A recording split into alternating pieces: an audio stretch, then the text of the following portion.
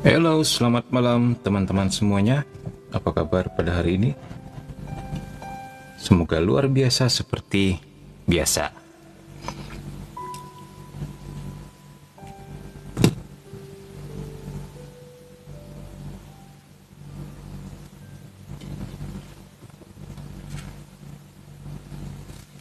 Malam juga Kathleen Susan. Nah, Kathleen Susan dari paroki mana?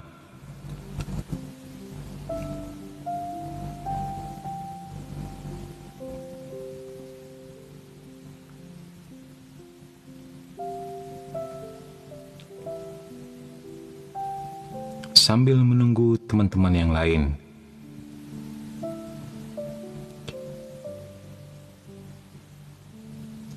Dari paroki Kristus Raja Katra Sintang Nihmin. Mantap. Salam untuk Kristus Raja di Sintang. Mimin pernah ke sana. Waktu itu singgah ke Bukit Kelam ya, sambil menikmati pemandangan alam di situ, melihat jalan salibnya yang luar biasa dengan perhentian-perhentiannya, dengan patung-patungnya gitu. Tuh. Boleh banget tuh Bukit Kelam Sintang ya. Yang belum pernah ke sana wajib datang. Indah sekali. Ya, Mimin dari paroki Santo Agustinus Pontianak, tapi parokinya sendiri terdapat di Kuburaya.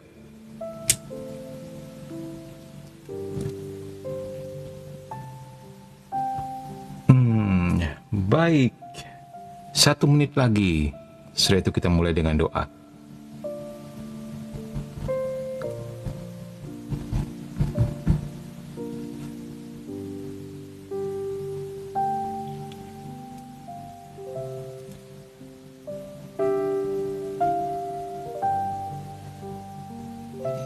Widih, mantep, kata Kathleen Susan. Ya, mantep. Orang-orang Sintang memang mantep-mantep.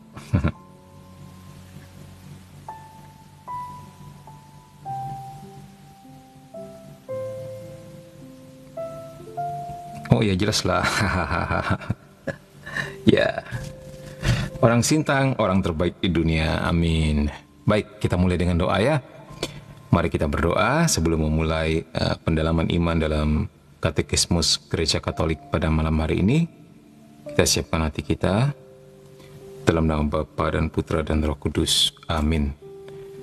Ya Bapa Surgawi, terima kasih untuk malam yang penuh rahmat ini, di mana kami berkesempatan untuk boleh Kau undang untuk lebih mendalami firman-Mu, lebih mendalami pengenalan akan Engkau di dalam Katekismus Gereja Katolik.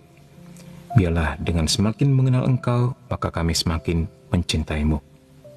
Kami persembahkan live kami pada malam hari ini, biar Engkau tuntun, biar Engkau jaga dan Engkau lindungi, dijauhkan dari segala gangguan, dan dilancarkan segala-galanya.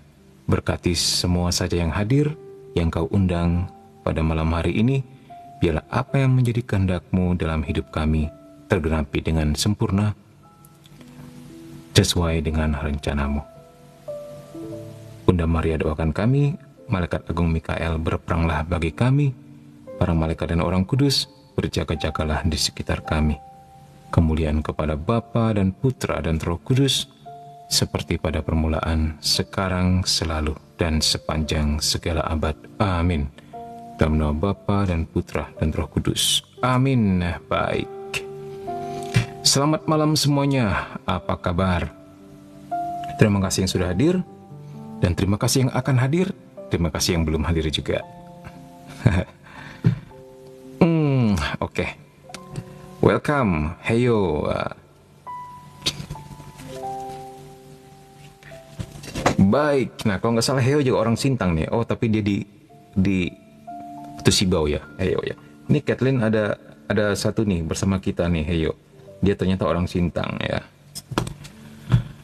Malam ini kita membahas tentang apa, Min? Nah, malam ini kita masih membahas tentang Roh Kudus yang kemarin itu. Kemarin kita sudah belajar melihat lambang-lambang nama Roh Kudus, gelar Roh Kudus, lambang-lambang Roh Kudus.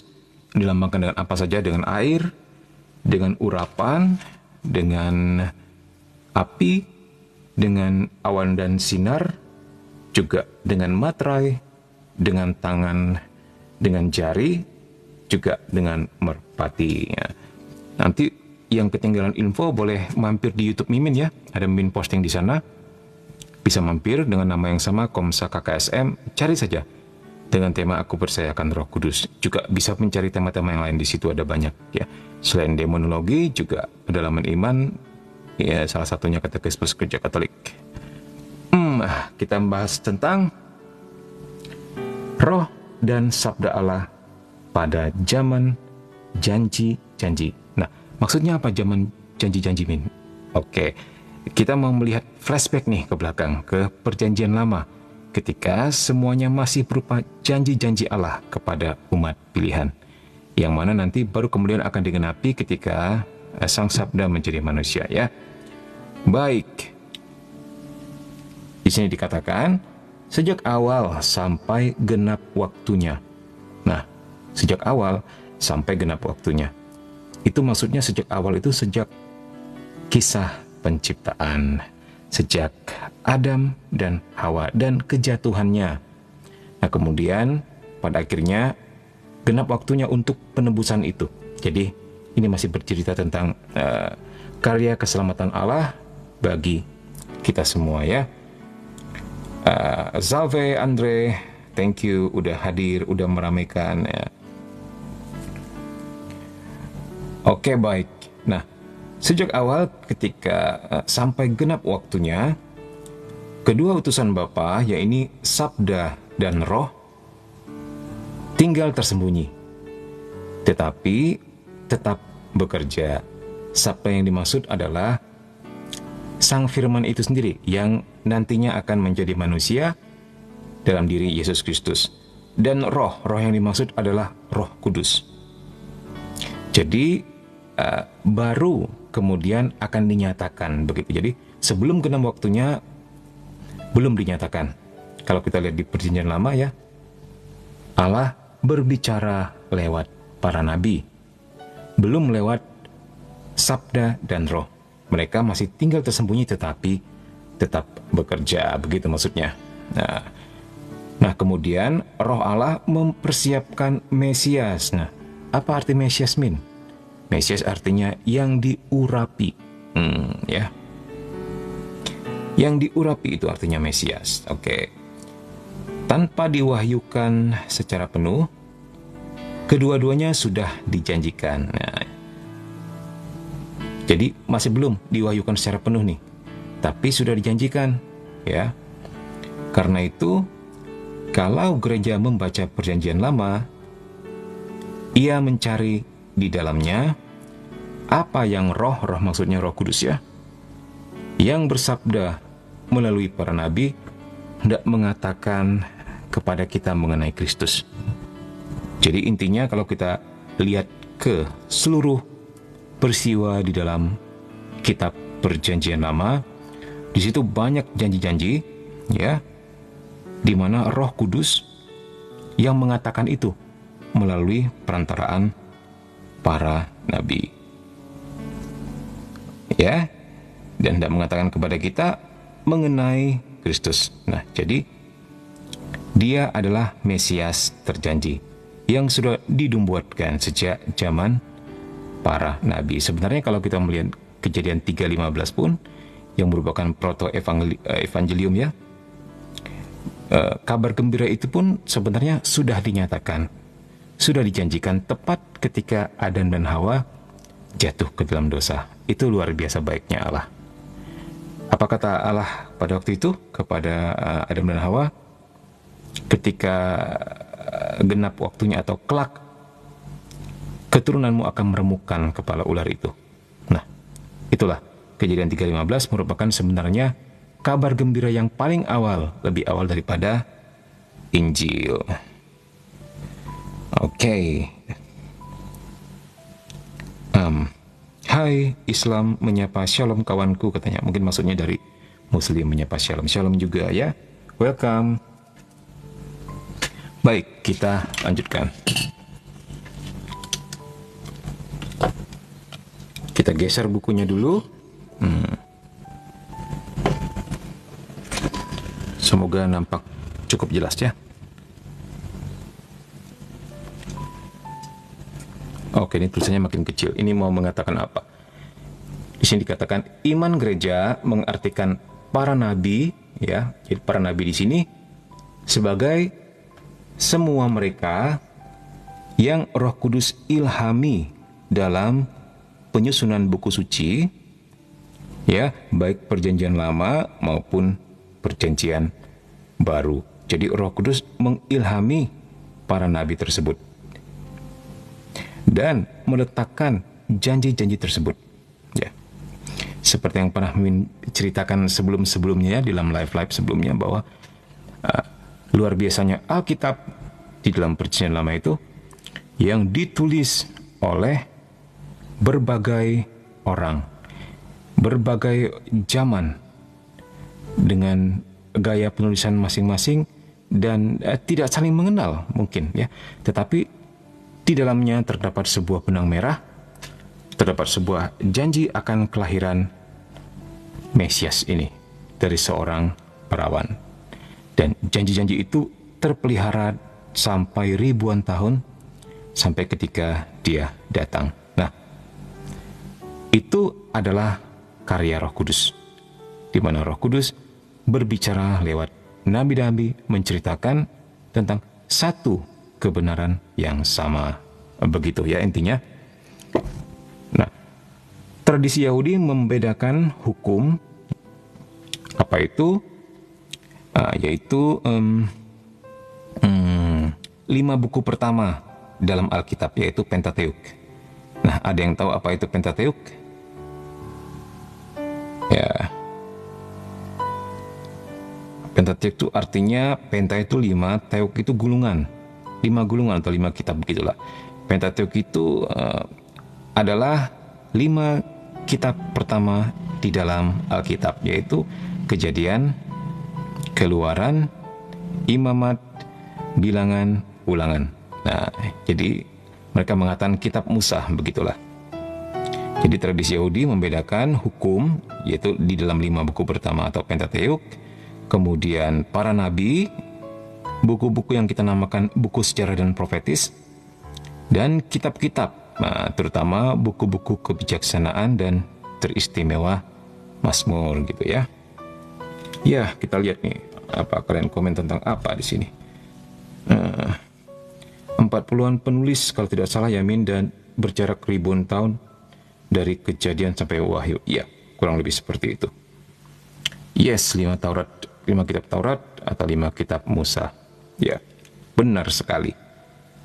Luar biasa nih. Kalian kok betul semua gitu, ya. Berarti mantep lah. Nah, sekarang kita mau melihat Roh Kudus di dalam ciptaan. Dan bagaimana itu? Butir 703 dikatakan di sini, oleh firman dan napas Allah. Nah, sudah mengerti polanya, ya. Firman maksudnya sang sabda itu sendiri, dan nafas Allah maksudnya Roh Kudus atau Roh Allah. Nah, oleh firman dan nafas Allah muncullah keberadaan dan kehidupan setiap makhluk-makhluk. Nah, jadi ingat, keberadaan diciptakan oleh firman, kehidupan dihembuskan oleh nafas. Ya. Jadi ini berkaitan. Ya. Dalam kata lain, ketika Allah menciptakan sesuatu, Allah menggunakan dalam tanda petik 2 tangan, yang adalah sang sabda itu sendiri dan rohnya. Ya, itu 2 tangan Allah ketika menciptakan alam semesta dan kehidupan. Sampai di sini bisa dimengerti, ya?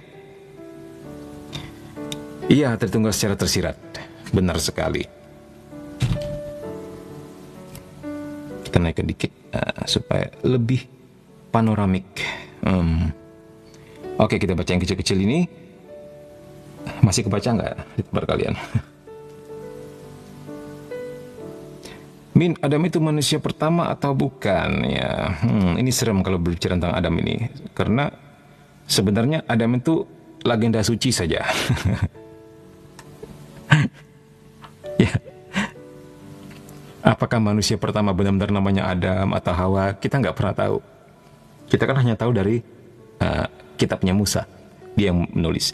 Tetapi sebenarnya hendak mengatakan, pada zaman dulu manusia diciptakan dengan penuh kemuliaan dan kemudian jatuh ke dalam dosa. Hanya hendak mengatakan itu. Sehingga lahirlah yang namanya tokoh Adam dan Hawa, gitu ya. Hanya boleh kamu ceritakan kepada orang yang kuat imannya. Yang masih abal-abal jangan, nanti bisa rontok. Oke, baik. Kan Mimin pernah bilang ya, kalau baca kitab suci, terutama Perjanjian Lama, dibaca sebagai buku iman, buku sastra, dan buku sejarah. Tiga ini harus gandeng. Nggak bisa salah satunya. Oke, baik.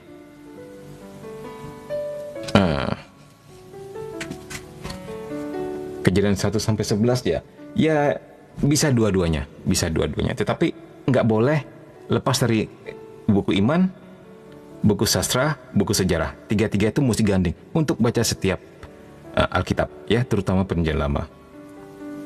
Bisa jadi ada moyangnya Homo erectus ya, Min. Mungkin juga kalau dikaitkan dengan ilmu pengetahuan ya. Itu dia. Tapi gereja tetap open selalu kok terhadap setiap penemuan baru. Nah, makanya berbagai opsi itu tuh selalu dimungkinkan begitu. Cikal bakal manusia modern. Yes. Bahkan menurut penemuan terbaru, semua manusia berasal dari Afrika ya. Kalau nggak salah, Min pernah baca itu dalam penyelidikan dari segi DNA maupun dari segi bahasa, semakin dekat dengan Afrika, semakin lebih banyak dia punya kandungan Afrikanisnya gitu loh. Semakin jauh, semakin bercampur, dan bahasanya pun berbeda juga. Bukan hanya soal bahasa, tapi juga soal DNA. Jadi dengan kata lain, seandainya pun Adam dan Hawa ini literal, ya, makhluk yang benar-benar ada, kemungkinan dia orang Afrika.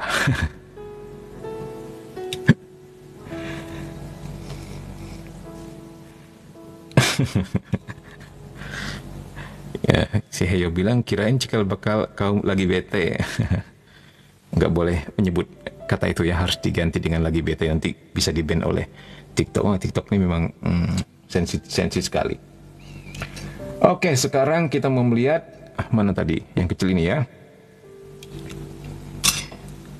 Oke.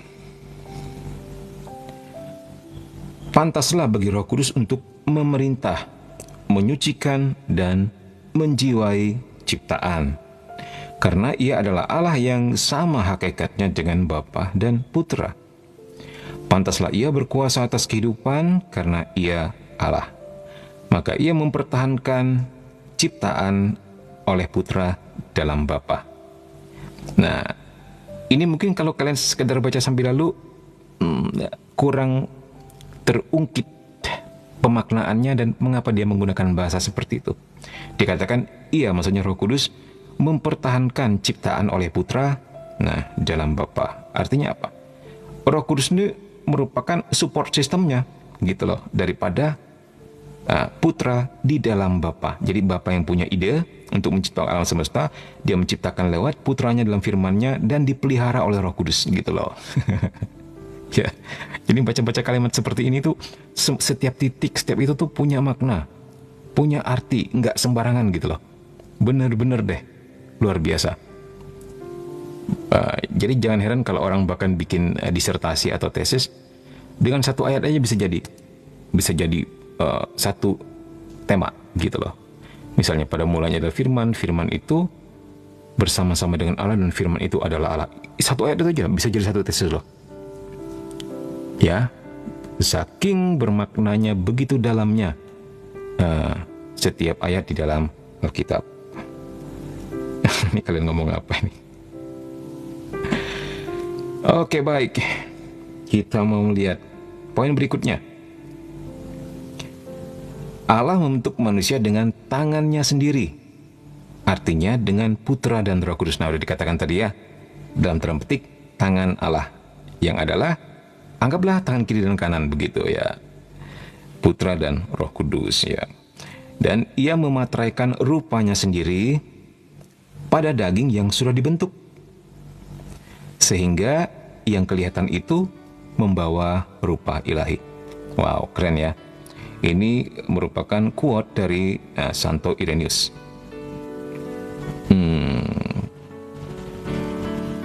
Jadi kalau dikatakan Allah membentuk manusia dengan tangannya sendiri, artinya dengan Putra dan Roh Kudus. Ya. Dan dia memateraikan rupanya sendiri pada daging yang sudah dibentuk. Artinya kita adalah citra Allah atau rupa Allah itu sendiri. Sehingga yang kelihatan itu pun membawa rupa ilahi. Oke, seperti inilah visi misi penciptaan kita pertama sebelum akhirnya kita jatuh ke dalam dosa. Ya, homo dalam bahasa Latin artinya manusia, benar. Oke, berikutnya. Roh yang dijanjikan. Ya. Roh yang dijanjikan seperti apa, Mina? Kita bahas sama-sama. Nah, tadi dikatakan ya, walaupun dirusakkan oleh dosa dan kematian, ya, namun manusia tetap diciptakan menurut citra Allah, menurut citra putra, tetapi ia sudah kehilangan kemuliaan Allah. Roma 3:23, dan keserupaan dengan dia sudah dirampas. Artinya apa?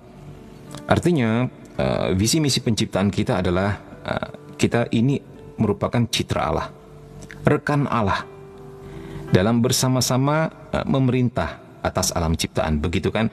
Sebelum akhirnya kita terjatuh ke dalam dosa, gara-gara dosa Adam dan Hawa. Jadi kita terkena efeknya, begitu loh. Nah, tetapi ketika jatuh ke dalam dosa itu, citra itu sebenarnya nggak hilang, cuman kemuliaannya yang ternoda, begitu loh. Ya. Dan keserupaan dengan dia sudah dirampas oleh dosa. Terutama dalam hal kematian, kan? Sebelum itu kan manusia tidak mengenal kematian, belum mengenal sama sekali, dan memang diciptakan untuk nggak pernah mati. Begitu, ya. Ketika akhirnya Adam dan Hawa jatuh ke dalam dosa, maka manusia pun bisa dikuasai oleh maut, ya. Tapi kalau dipikir-pikir, baik juga ya, dalam arti hidup lebih bervariasi ya, ada matinya, ada hidupnya. Kalau dibayangkan hidup terus seperti apa gitu ya. Ya, tapi karena kita nggak pernah punya gambaran tentang hal itu, jadi nggak ngerti enaknya mungkin gitu ya. Ya begitulah. Kita hanya bisa berandai-andai. Baik. Apalagi dengan janji yang diberikan kepada Abraham, ya, dimulailah tata keselamatan yang pada akhirnya putra sendiri menerima citra itu dan memperbaikinya lagi dalam keserupaan dengan Bapa, dan dengan mengembalikan kepadanya kemuliaan, ya, ini roh yang memberi kehidupan, ya. Jadi sang putra ini, ya, dia rela turun kepada daging yang sudah ternoda itu. Dia rela datang ke dunia untuk menjadi sesuatu yang fana, karena pada akhirnya dia mau mengembalikan kemuliaan tersebut yang telah ternoda, ya, dan sekaligus memberikan rohnya kepada tubuh tersebut, ya. Dengan diberikannya kembali roh tersebut, maka kita pun selain kembali menjadi serupa dengan Bapa, juga kembali kepada kemuliaan. Nah, begitulah cara kerjanya. Thank you yang sudah kasih give, yang sudah kasih like, yang sudah share. Tuhan memberkati, ya. Baik. Berikutnya 706.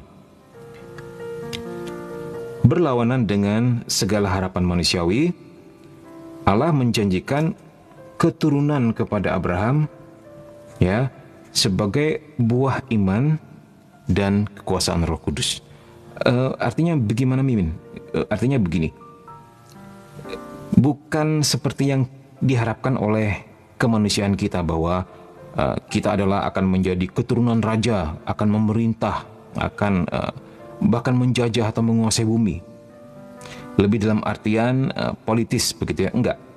Itu berlawanan dengan segala harapan manusiawi, tetapi kita adalah anak-anak Allah di dalam roh. Intinya begitu, dalam iman dan Roh Kudus. Ya. Sampai di sini sudah dimengerti? Oke. Pasti sudah. Ya. Di dalamnya segala bangsa di bumi akan diberkati. Nah, kita akan menjadi anak-anak Abraham secara berkat, secara iman, ya. Nah, keturunan ini adalah Kristus Ya. Dan di dalamnya, jadi keturunan terjanji tersebut adalah Kristus.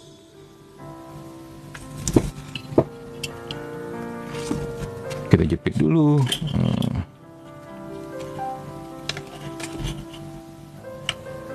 Ya. Dan di dalamnya pencurahan Roh Kudus menghimpun kembali anak-anak Allah yang tercerai berai. Ya, jadi Kristus memulihkan segalanya, menyatukan yang tercerai berai. Dengan sumpah Allah mewajibkan diri. Nah, Min, maksudnya Allah bersumpah, Min? Enggak pernah lihat ya Allah bersumpah. Ada itu, ya. Kalau kita lihat di Lukas 1:73, coba kita buka Lukas 1:73. Lukas 1:73 dikatakan apa di sini? Ya. Nah, ini dia, ya. Yaitu sumpah yang diucapkannya kepada Abraham, bapa leluhur kita, bahwa ia mengaruniai kita supaya kita terlepas dari tangan musuh dan beribadah kepadanya tanpa takut. Nah, ini sumpah ya. Jadi sumpah ini lebih dalam artian berkat-berkat daripada politis. Jadi Allah mewajibkan dirinya sendiri. Nah, ini yang luar biasa. Allah berkenan mengikatkan diri kepada perjanjian antara manusia dengan dirinya. Ini yang luar biasa. Dan menganugerahkan putra kekasihnya. Dan roh yang dijanjikan yang merupakan bagian pertama dari warisan yang akan kita peroleh, yaitu penebusan yang menjadikan kita milik Allah. Jadi Allah datang ke dunia, ya, menganugerahkan putranya dan Roh Kudus. Intinya begitu. Ya. Salve semua, salve juga Greg ya, selamat malam. Bagaimana musiknya, balance gak? Kabar-kabar ya, kalau musiknya mungkin kekerasan atau kekecilan.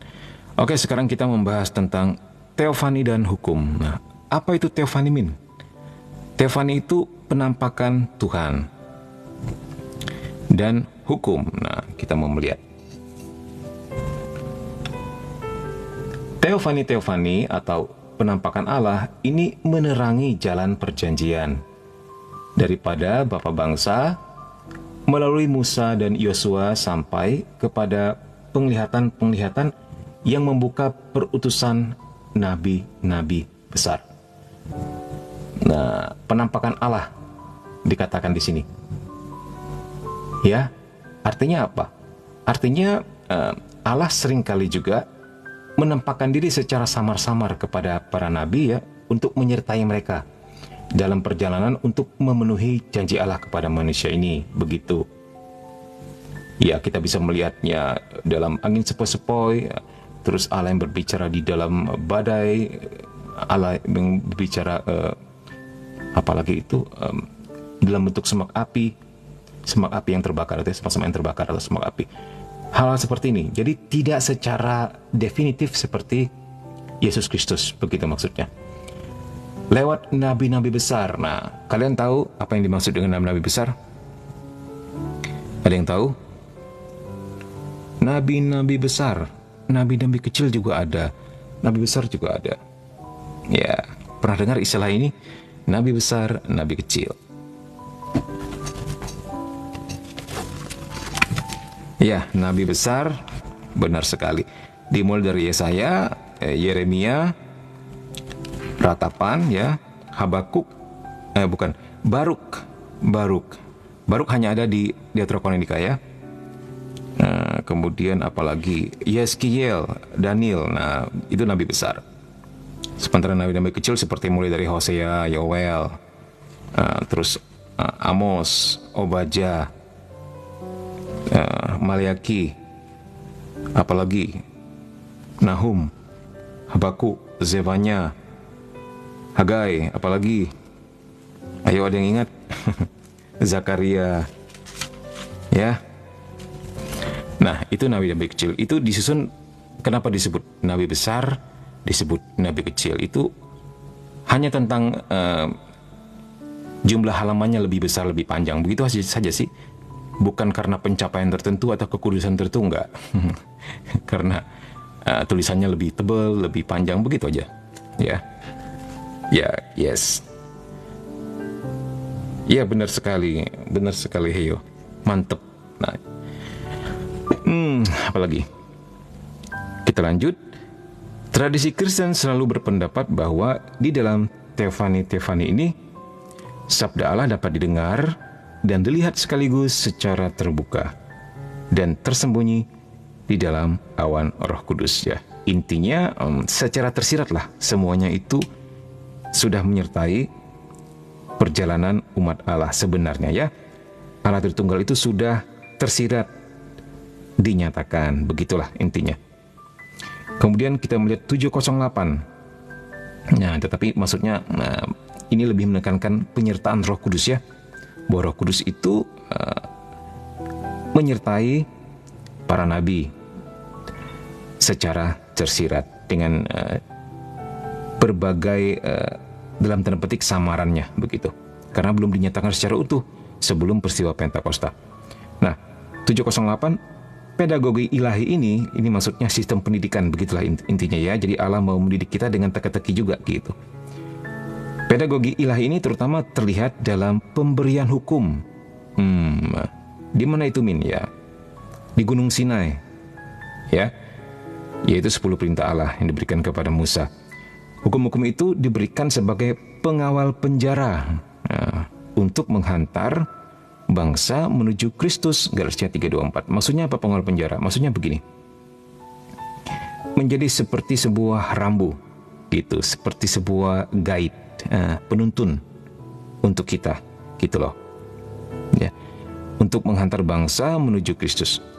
Nah, tetapi karena hukum itu sendiri tidak dapat menyelamatkan manusia yang telah kehilangan keserupaannya dengan Allah dan hanya dapat memperlihatkan dosa yang lebih jelas lagi. Ya, jadi sebenarnya hukum Taurat itu baik untuk sebagai rambu saja, untuk persiapan pemulihan, karena hukum Taurat tetap nggak bisa mengembalikan kemuliaan kita yang telah jatuh, tetapi bahwa bisa mempersiapkan kita untuk menerima pemulihan ketika Yesus Kristus turun dalam penebusannya. Begitulah. Di sini dikatakan bahwa ternyata dengan hukum Taurat kita bisa melihat dosa kita lebih jelas lagi. Iya, karena pengetahuan kita tentang dosa bertambah. Ini boleh, itu tidak boleh, ini boleh, itu tidak boleh. Nah, jadinya seperti itu. Akhirnya kita, oh ini dosa tuh, gitu loh. Jadi kita bisa melihat dengan jelas dosa kita. Dan maka kerinduan akan Roh Kudus dibangkitkan seperti yang disaksikan oleh Mazmur keluhan, ya. Kalau kita lihat di Perjanjian Lama, banyak sekali keluhan-keluhan, kerinduan akan datangnya Mesias, ya. Permohonan akan datangnya si raja yang membebaskan mereka dari segala derita. Itu banyak sekali kalau kita melihat di dalam doa-doa permohonan, terutama di Mazmur, ya, tentang kerinduan seperti ini. Seperti dikatakan bahwa mereka merasa seperti perempuan yang mengandung tapi belum melahirkan juga, begitu loh. Dan itu menyakitkan. Itu gambaran yang mereka gunakan. Oke, kita lanjut. Kalau nabi kecil disebut nabi kecil karena pasalnya pendek. Ya, benar sekali. Nah, sekarang kita mau lihat bagaimana Roh Kudus bekerja pada zaman raja-raja dalam masa pembuangan. Ya. Semuanya tidak menggambarkan bahwa roh itu udah ada dan sedang bekerja. Intinya begitu, ya, di dalam Perjanjian Lama. Jadi soalnya ini ada anggapan mungkin dari sekte tertentu yang mengatakan Roh Kudus itu sebelumnya nggak ada sebelum Yesus turun ke dunia. Mereka itu belum lahir. Ya. Roh Kudus baru lahir ketika Yesus mengutus kepada para rasul, begitu kan. Jadi di dalam sepanjang sejarah penyesatan seperti ini selalu ada dan terjadi. Jadi penyusunan materi seperti ini bukan tanpa tujuan, tetapi juga untuk menghandle hal-hal yang bisa saja dimiskonsepsi ke depannya. Jadi harus dijelaskan seperti ini. Oke, sebagai tanda janji dan perjanjian, hukum seharusnya mengatur hati dan lembaga-lembaga umat yang berasal dari iman Abraham. Ya, jadi hukum tersebut pada akhirnya menjadi bagi mereka hukum positif, ya, untuk orang Yahudi yang seharusnya mengatur hati dan lembaga-lembaga mereka. Seperti dikatakan di Keluaran 19:56, jika kamu sungguh-sungguh mendengarkan firman-Ku dan berpegang pada perjanjian-Ku, kamu akan menjadi bagiku kerajaan imam dan bangsa yang kudus. Nah, jadi memang hukum Taurat ini menjadi benar-benar pedoman yang paling utama bagi orang Yahudi, bahkan sampai saat ini. Itu melebihi apapun, bahkan melebihi hidup mereka sendiri. Ya, hukum Taurat ini. Nah, jadi jangan heran kalau kamu datang ke sana suatu hari ke Holy Land, ya. Kamu akan menemukan dua tipe orang Yahudi, yang satu konservatif, yang sangat kerjanya cuma ibadah aja, ya. Nggak bisa ngapa-ngapain mereka itu.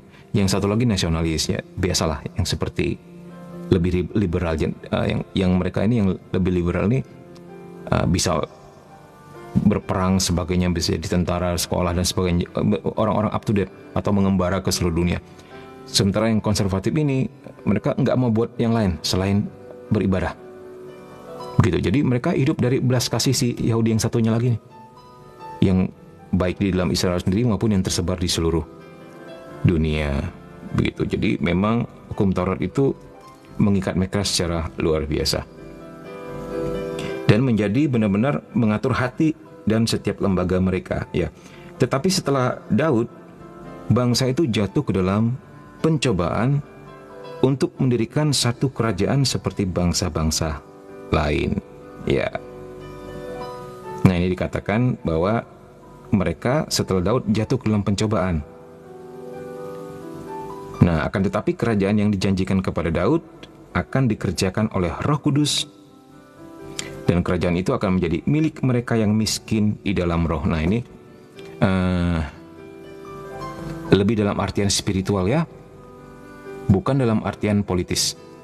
Ini yang kemudian disalahfahami sampai sekarang oleh orang Yahudi, ya, bahwa Mesias ini harus seperti raja, harus seperti seorang yang penguasa yang membebaskan Israel dari penjajahan bangsa-bangsa dan menjadikan Israel sebagai negara adidaya, begitulah. Itu yang mereka tunggu sampai sekarang, Mesias dalam arti ini. Sehingga jangan heran kalau mereka menolak Yesus Kristus sebagai Mesias, karena tidak ada dalam konsep mereka dikerjakan oleh Roh Kudus, dan kerajaan itu akan menjadi milik mereka yang miskin dalam roh. Nah, ini, ya. Yahudi ultra ortodoks, ya, katakanlah demikian. Jadi mereka itu memelihara ini, memelihara cambang, ya, yang di kiri kanan itu namanya apa? Cambang, ya, dibuat panjang gitu, bahkan anak kecil loh. Jadi bergulung-gulung gitu, lucu. Mereka pakaiannya nggak boleh warna lain selain hitam putih. Hitam putih, nggak ada warna lain. Nah, tapi mereka juga baik kok, cuman masalah beribadah saja. Maksudnya kalau disapa, ditegur tengah jalan, ya tetap oke, tetap say hello, gitu. Oke, 7:10. Pelanggaran terhadap hukum dan ketidaksetiaan terhadap perjanjian itu membawa kepada kematian. Nah, ini benar, ya. Jadi kalau dikatakan Israel nggak pernah kalah, selalu menang, itu nggak benar juga. Kalau kita lihat di dalam sejarah perjanjian lama, jelas sekali ketika mereka menyembah berhala dan menjauh dari Tuhan, mereka kalah, mereka terbantai, bahkan mereka sempat terbuang, kan? Nah, itu karena mereka tidak setia pada janji, dan itu yang terjadi. Jadi sebenarnya sejak dulu pun Israel jatuh bangun juga, gitu loh. Nah, tibalah masa pembuangan. Janji-janji rupa-rupanya ditiadakan. Nah, itu dia. Ya, namun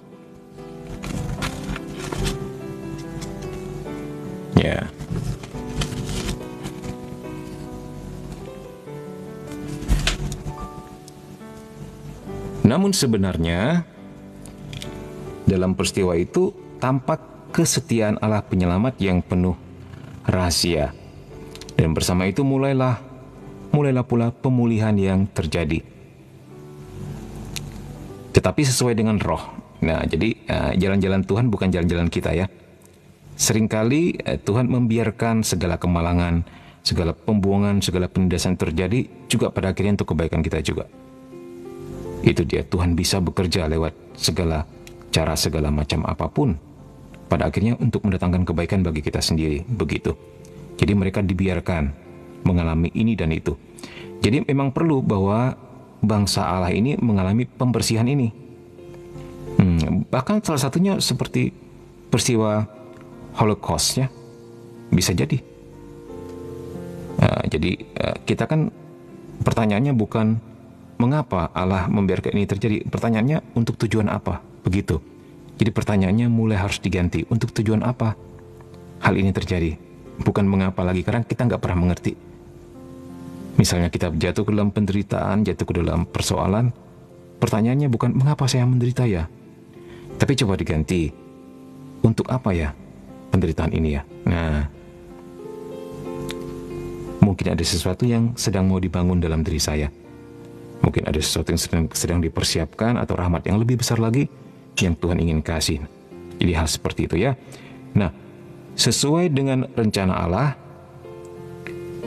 pembuangan ini sudah ada dalam bayangan salib. Ya, maksudnya bagaimana Mimin? Maksudnya tergenapi dalam Kristus, bahwa Kristus pun mengalami hal seperti itu juga. Ketika dia menerima dalam tubuhnya akibat dosa, dia pun dalam tanda petik merasa terbuang. Dan jelas sekali ketika dia berteriak, Eli, Eli lama sabachthani ya. Itu dalam tanda petik pembuangan bagi dirinya ketika kita tahu ya, akibat dosa adalah maut. Dan maut artinya putus hubungan dengan Allah. Dan kita semua tahu yang namanya firman itu tidak pernah sama sekali putus hubungan dengan Allah. Jadi Yesus sebagai manusia nggak punya gambaran bagaimana sih bagaimana bisa gitu loh. Aku tak biasa begitu menjauh darimu, aku tidak biasa terpisah darimu, intinya begitulah. Jadi ada salah satu penafsiran mengatakan dia bukan takut dengan kematian yang akan datang nanti, tetapi dia hanya ngeri karena nggak tahu bagaimana rasanya putus hubungan dengan Allah. Karena kita sendiri tahu dia sendiri menerima berbagai akibat dosa yang dilakukan oleh manusia untuk kemudian ditebus, begitu ya. Khusus yang satu ini, akibat dosa adalah maut dan putus hubungan dengan Allah, dia tidak biasa. Sehingga dia mengatakan Eli, Eli lama sabachthani. Nah, di sini juga bisa diartikan sebagai dia mengalami pembuangan juga. Dan sisa kudus dalam tanda petik ya, yang kembali adalah satu dari gambar-gambar gereja yang paling jelas. Nah, maksudnya gimana Min? Nah, maksudnya begini, gereja sendiri kita tahu adalah sebagai sesuatu yang, atau sebuah lembaga atau kumpulan umat Allah yang sekaligus kudus dan sekaligus berdosa. Ya, itu dalam sejarah selalu gandeng, gitu ya. Nah, jadi pembersihan itu pada akhirnya untuk menentukan hal seperti ini, yang mana akan rontok, yang mana akan kembali. Nah, jadi sisa kudus yang kembali adalah satu dari gambar-gambar gereja yang paling jelas ya. Begitulah. Semoga penjelasannya lebih karena susah ya, bisa mengerti ya.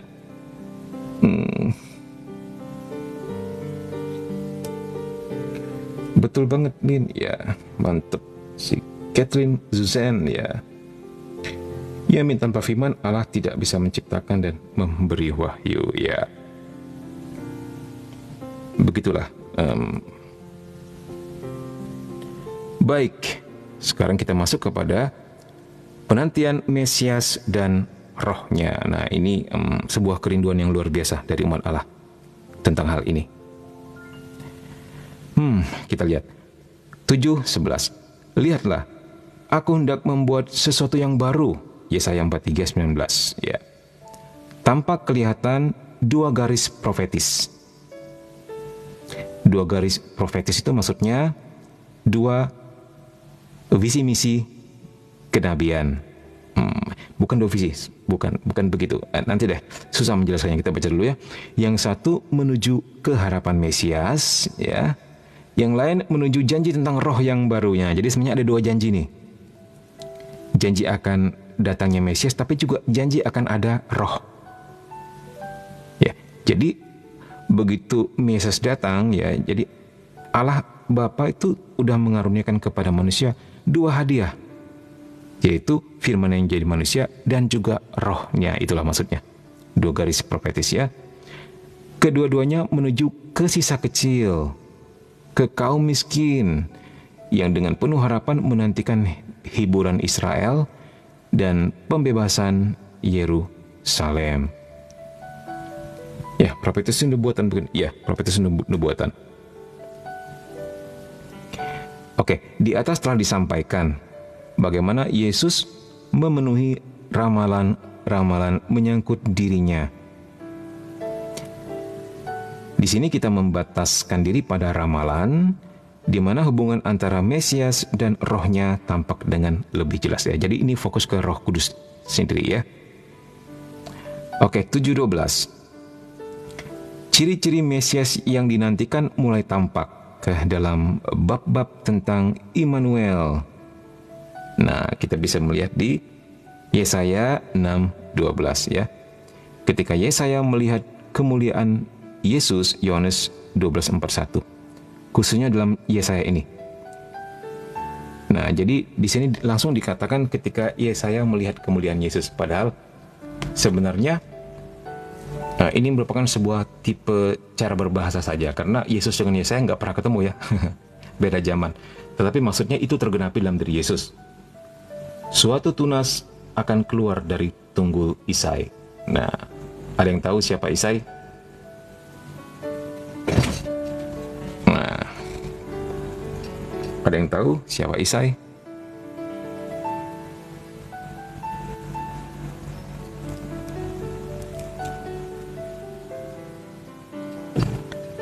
Kan ada lagunya tuh, Isailah sudah bakti berbakti. Bukan ya, Usai ya. Isai bapaknya Yohanes Pembaptis, ya. Isai itu sebenarnya bapaknya Nabi Daud, bapaknya Daud, gitulah.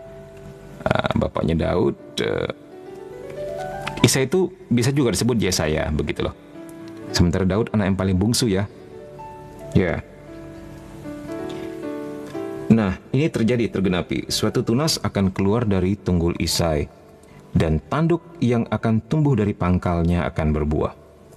Roh Tuhan akan ada padanya. Roh hikmat dan pengertian, roh nasihat dan keperkasaan, roh pengenalan dan takut akan Tuhan, ya. Nah, kita melihat di sini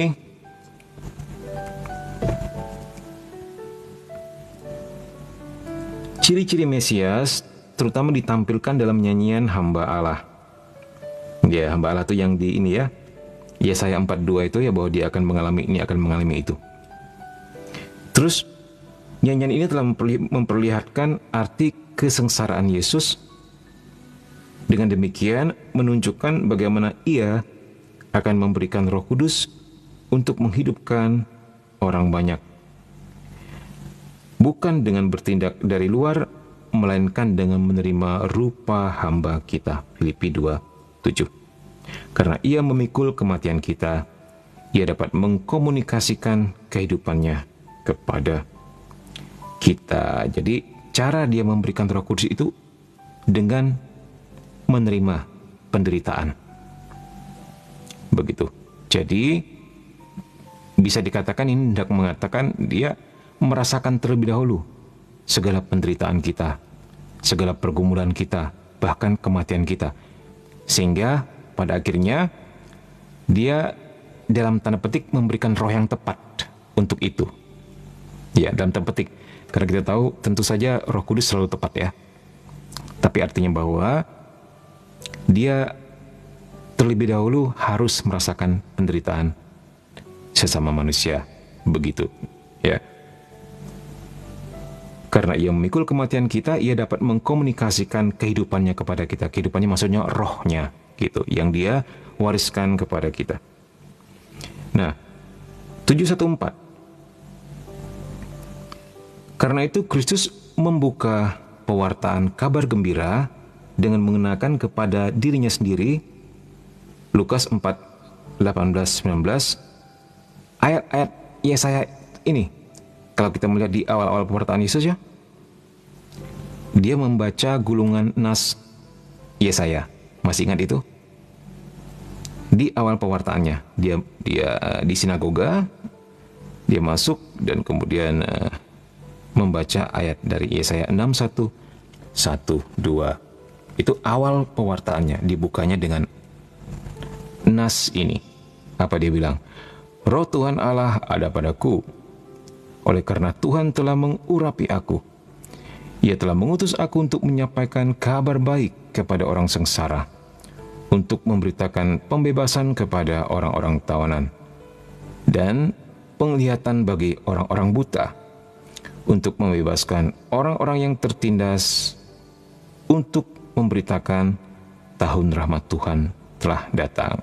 Nah, apa yang terjadi ketika dia baca, dia mengatakan, pada saat engkau mendengarkan ini, ya, tergenapilah, katanya. Wah, orang jadi pada waktu itu terpecah belah ya, sehingga Yesus harus menyingkir ke Sidon waktu itu, Tirus sama Sidon ya, yang sekarang menjadi Libanon ya, daerah pesisir. Nah, jadi gempar betul Yesus mengatakan ini ya. Oke, berikutnya 7:15.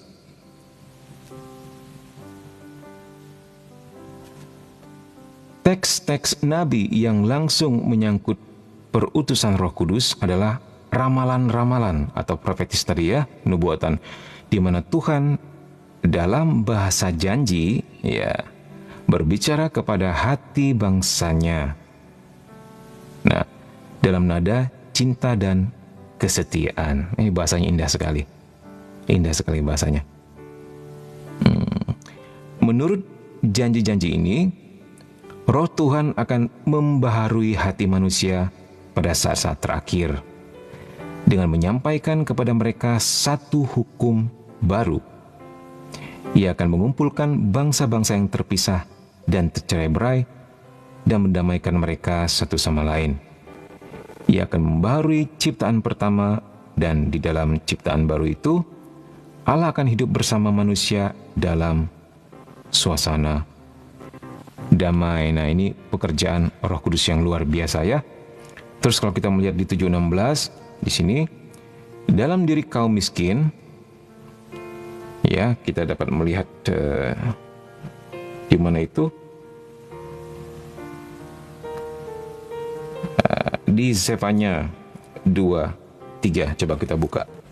Apa yang dimaksud dengan dalam diri kaum miskin? Ya, Zefanya, di mana kamu? Kamu kan nabi kecil lah. Zefanya 2:3 dikatakan apa di situ? Carilah Tuhan, hai semua orang yang rendah hati di negeri, yang melakukan hukum-Nya. Carilah keadilan, carilah kerendahan hati, mungkin kamu akan terlindung pada hari kemurkaan Tuhan. Nah, salah satunya, belum lagi di Mazmur 22, 34 dan sebagainya, atau Yesaya 49, 13 ya, menciptakan bahwa dalam diri kaum miskin, orang yang rendah hati dan lemah lembut, yang menyerahkan diri sepenuhnya kepada rencana Allahnya yang penuh rahasia, dan yang sungguh-sungguh menantikan keadilan bukan dari manusia, melainkan dari Mesias.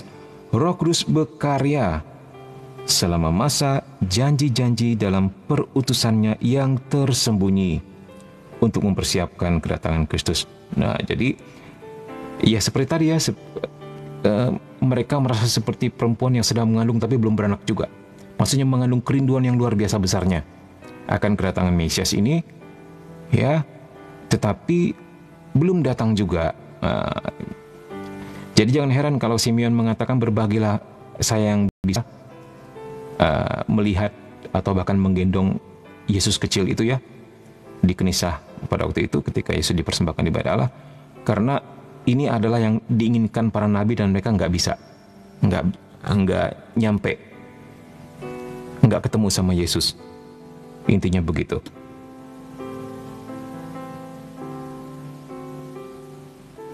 Hati mereka yang dimurnikan dan diterangi oleh Roh mengungkapkan diri dalam Mazmur-Mazmur. Dalam diri orang miskin ini, Roh tengah mempersiapkan bagi Tuhan suatu bangsa yang taat. Gila nggak nih? Maksudnya apa ya? Maksudnya begini loh. Sama sekali mengatasi fisik, sama sekali mengatasi keinginan atau kedagingan manusia. Cara Tuhan bekerja, Dia membaharuinya terlebih dahulu di dalam rohnya.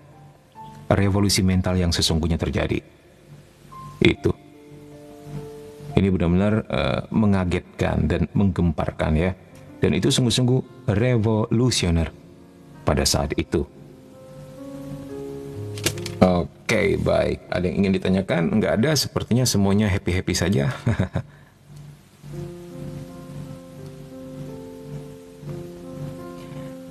Nah, semua ini sebenarnya tidak menggambarkan Roh Kudus yang telah sedang bekerja dalam sejarah, begitu ya.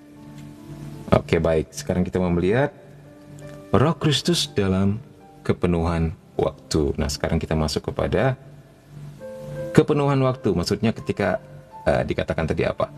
Ketika telah tiba atau telah genap waktunya, ya. Nah, poin 717. Datanglah seorang yang diutus Allah. Namanya Yohanes. Ada di sini yang bernama Yohanes?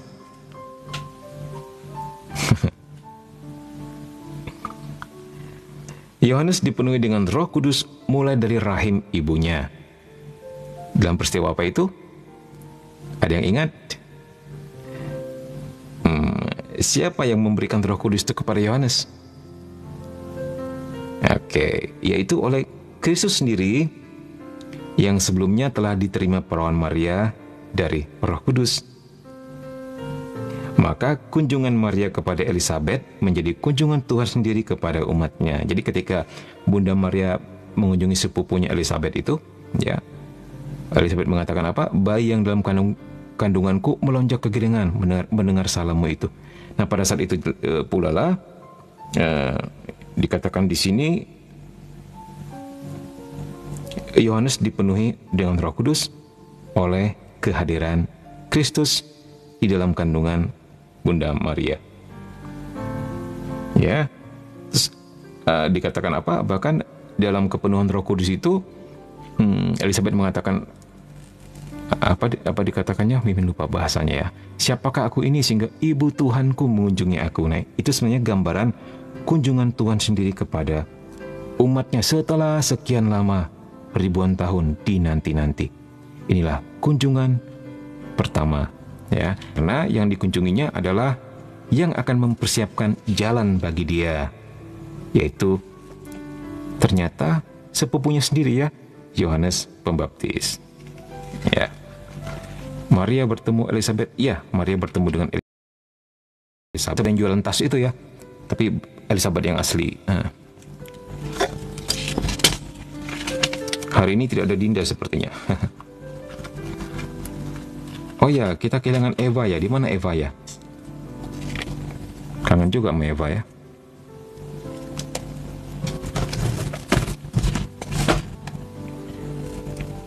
Oke, baik.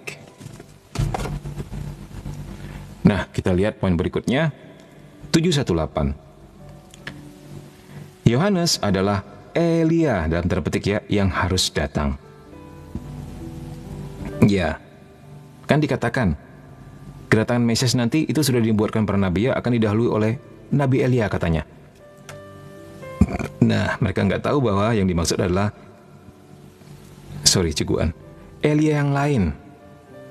Ya, yaitu api Roh Kudus menyala di dalamnya dan mendorongnya menjadi perintis.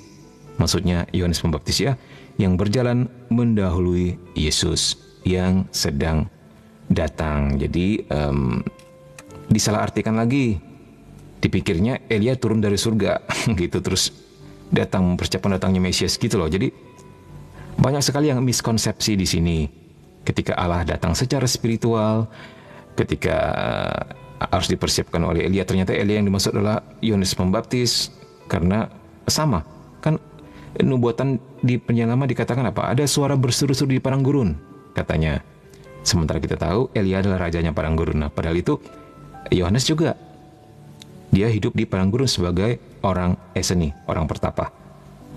Jadi hal-hal seperti ini nggak akan bisa dimengerti kalau memang nggak punya hikmat untuk mengerti. Oke, berikutnya. Eva jadi moderator room apalagi sebelah Min. Mantap. Rupanya suka bertengkar juga dia ya. Salam ya buat Eva. Suatu hari Eva pernah menawarkan Min jadi itu dong Min, katanya. Jadi apa sih di grupnya dia, jadi salah satu penasehat atau apa kayak gitu. Terus Min bilang, boleh sih, tapi ntar ya lihat waktunya gimana. Mimin nggak tahu apakah itu grup apa gitu. Kalau sekedar grup ini is okay, tapi apologet enggak, males Mimin. Terus dan Mimin bilang gini, syaratnya tetap seperti ini ya, Mimin nggak akan nampak muka. Nggak ada balasan lagi dari dia. Begitulah ya, siapa tahu memang dia menjadi terpanggil untuk menjadi apologet yang unggul ya. Wah, luar biasa. Oke, baik, kita lanjut. Dalam Yohanes sang perintis, Roh Kudus menyelesaikan karyanya, yaitu menyiapkan bagi Tuhan satu umat yang layak baginya ya. Dikatakan Yohanes Pembaptis karena dia membaptis orang. Nah, pekerjaannya membaptis itu sendiri dikatakan adalah persiapan jalan untuk Tuhan yang akan datang. Ya, itu dia. Oke, 719. Yohanes itu lebih daripada nabi. Lukas 7:26. Ya, lebih daripada nabi memang. Bahkan Yesus pernah mengatakan di antara semua manusia yang pernah hidup nggak ada yang lebih besar daripada Yohanes Pembaptis.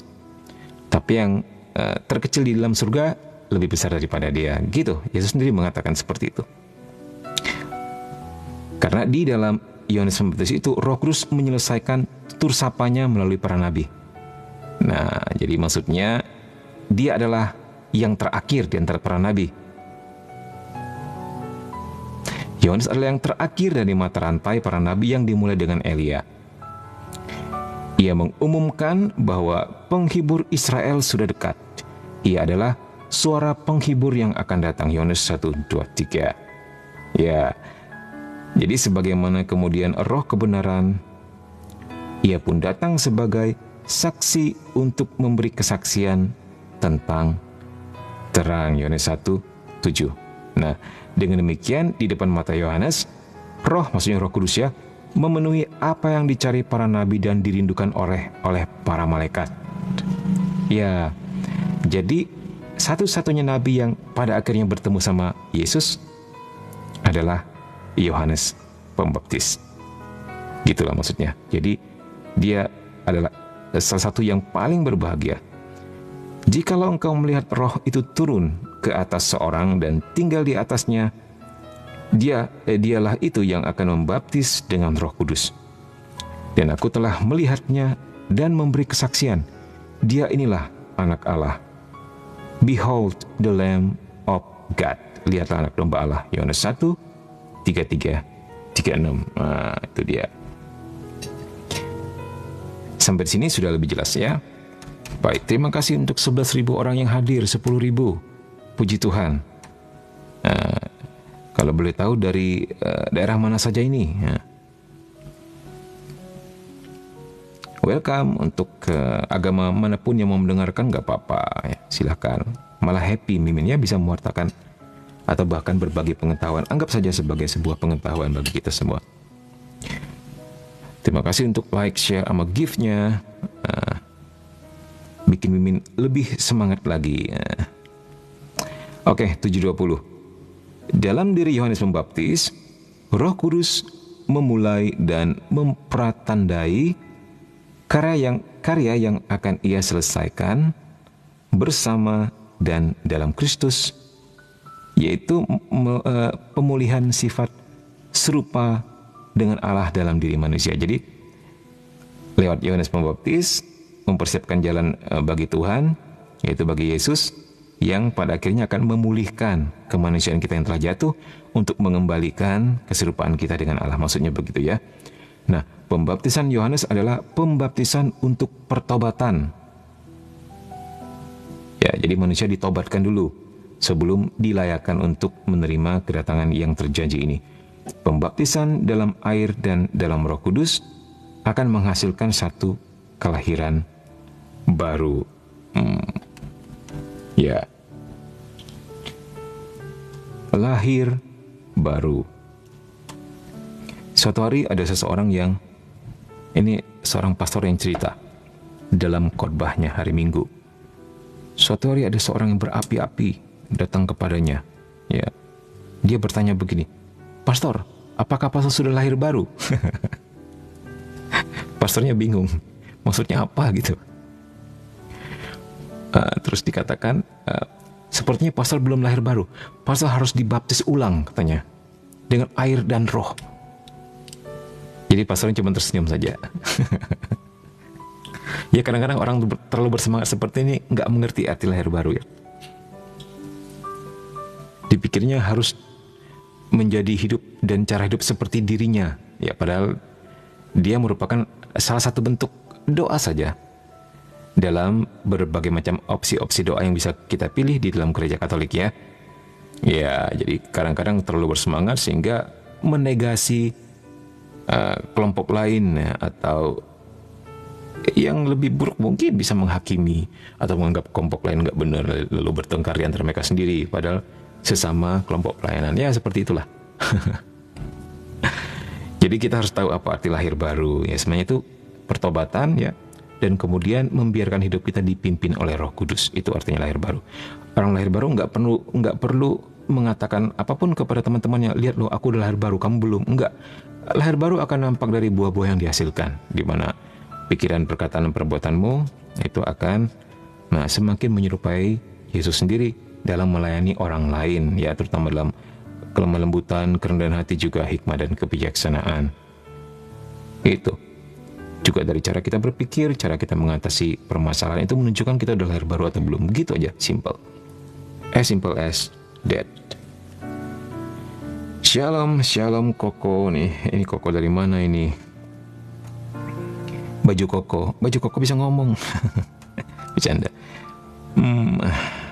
Oke, baik. Nah, ini yang menarik, Kisanak. Dari Jawa, mantap. Ini yang sangat menarik ya, dan menyentuh kita semua. Bergembiralah engkau yang penuh rahmat. Ya. 7:21. Ketika tiba waktunya, Maria, Bunda Allah yang suci murni dan tetap perawan, yang adalah mahkota perutusan Putra dan Roh Kudus. Maksudnya, ketika tiba waktunya, Maria, Bunda Allah yang suci murni dan tetap perawan, adalah mahkota daripada Putra dan Roh Kudus. Nah, nanti kita lihat maksudnya bagaimana. Karena orang mempersiapkannya, maka Bapa dalam keputusan keselamatannya untuk menemukan untuk pertama kalinya tempat tinggal di mana putranya dan rohnya dapat tinggal di antara manusia. Dalam arti ini, tradisi gereja mengenakan teks-teks terindah tentang kebijaksanaan pada Maria. Maria dipuji dan ditampilkan dalam liturgi sebagai tahta kebijaksanaan. Nah, jadi kalau kita melihat sendiri ya di kalian masih ingat ketika Daud pada waktu itu mengatakan kepada Nabi Nathan, "Aku tinggal di pohon aras, bagaimana mungkin di bawah pondok aras," katanya, "bagaimana mungkin sementara ada bersama-sama dengan aku tabut perjanjian. Padahal aku ini seorang raja," intinya begitulah. Ya, Mimin lupa apakah waktu itu dia masih dalam pelariannya pada waktu itu ya, atau bagaimana, tapi dia protes bahwa dia bersama tabut perjanjian tinggal di pondok kayu aras begitulah. Nah, kemudian nggak berapa lama datang firman Tuhan kepada Nabi Nathan, katakan kepada Daud bahwa aku nggak punya tempat tinggal loh. Kamu masih oke tinggal di tempat seperti ini, tapi aku nggak pernah punya tempat tinggal. Aku selalu ikut kemanapun umatku pergi, membawa aku gitu loh. Jadi maksudnya ini bercerita tentang bahwa Allah bersemayam di tabut perjanjian. Nah, dikatakan di sini untuk pertama kalinya Allah menemukan tempat tinggal, yaitu di dalam rahim perawan Maria. Ini luar biasa. Sehingga oleh gereja, Maria digelar sebagai tahta kebijaksanaan. Ya, Tuhan Yesus memberkati kalian semua. Amin, haleluya, amin. Shalom juga. Nah, di dalam Dia mulailah karya-karya agung Allah yang akan diselesaikan Roh dalam Kristus dan dalam gereja. 7:22. Roh Kudus menyiapkan Maria dengan rahmat-Nya. Sungguh pantas ibu dari Dia yang dalamnya berdiam secara jasmaniah, seluruh kepenuhan Allah adalah penuh rahmat. Jadi maksudnya begini, Yesus itu sebagai manusia itu berdiam di dalam dirinya secara jasmaniah seluruh kepenuhan kealahan. Ya. Nah, jadi sungguh pantas kalau dikatakan Ibu Yesus ini ialah penuh rahmat, full of grace, karena yang dikandungnya adalah Yesus yang sungguh-sungguh Allah dan sungguh-sungguh manusia. Semata-mata karena rahmat, sebagai makhluk yang paling rendah hati, yang paling sanggup untuk menerima karunia yang tidak terucapkan dari Yang Maha Kuasa, Ia dikandung tanpa dosa. Nah, jadi ini yang kemudian menjadi doktrin gereja, dogma gereja tentang Maria yang dikandung tanpa dosa. Karena tidak mungkin yang suci, yang kudus dari surga bisa tinggal di dalam diri seseorang yang berdosa. Hal yang suci dan hal yang berdosa tidak bisa bersatu padu. Nah, kita sudah melihat bagaimana hal ini diteguhkan oleh Bunda Maria sendiri dalam penampakannya tahun 1858 di Lourdes kepada Santa Bernadette, ya, bahwa akulah yang dikandung tanpa noda dosa. Jadi kita percaya bahwa penyusunan dogma ini juga pasti diilhami oleh Roh Kudus, sehingga ketika 4 tahun kemudian diteguhkan oleh Bunda Maria sendiri. Benarlah bahwa malaikat Gabriel menyamai dia sebagai Putri Sion, dan bergembiralah, ya, ketika ia mengandung putranya yang abadi. Ia melakukan dalam Roh Kudus madah syukur dari seluruh umat Allah, dan dengan demikian juga seluruh gereja dalam lagu pujiannya kepada Bapa. Ini luar biasa, ya.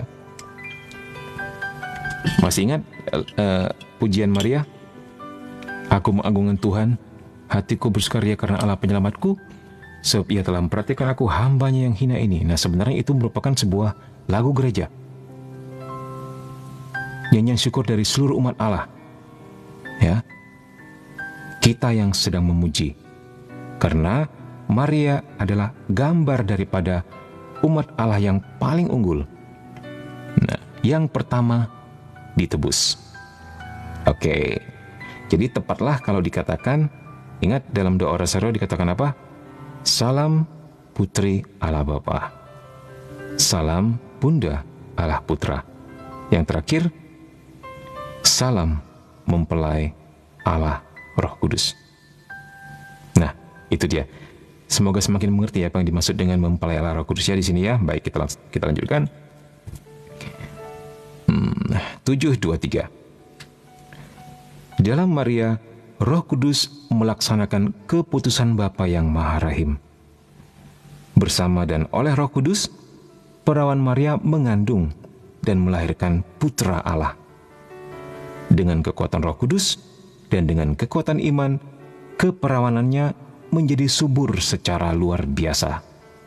Wow. Maksudnya bagaimana, Min? Ada yang mengerti nggak nih?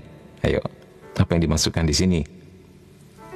Dengan kekuatan Roh Kudus dan dengan kekuatan iman, keperawanannya menjadi subur secara luar biasa. Maksudnya bagaimana, Min? Oke, pasti mengerti. Kita buka Lukas 1.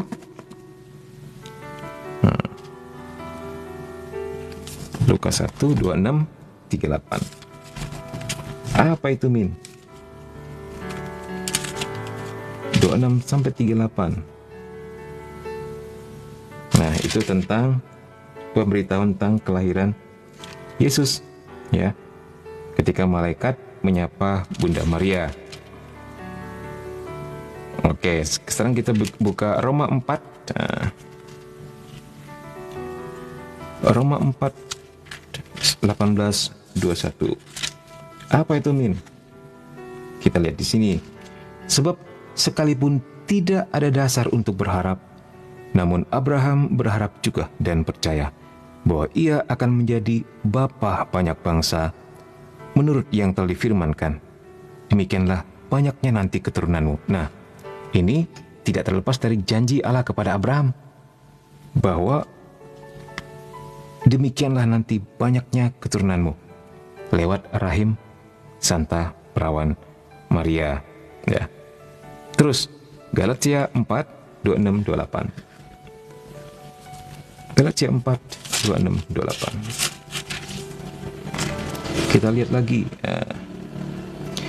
Tetapi Yerusalem surgawi adalah perempuan yang merdeka, dan ialah ibu kita. Karena ada tertulis, bersukacitalah hai si mandul yang tidak pernah melahirkan, bergembira dan bersorak-sorailah hai engkau yang tidak pernah menderita sakit bersalin.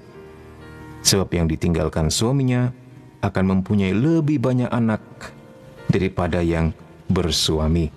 Dan kamu, saudara-saudara, kamu sama seperti Ishak adalah anak-anak janji. Nah, di dalam diri Maria, melalui rahimnya, lahirlah kita.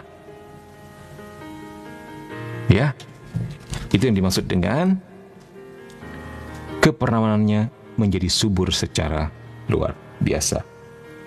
Ya. Sekarang kita melihat poin 7.24.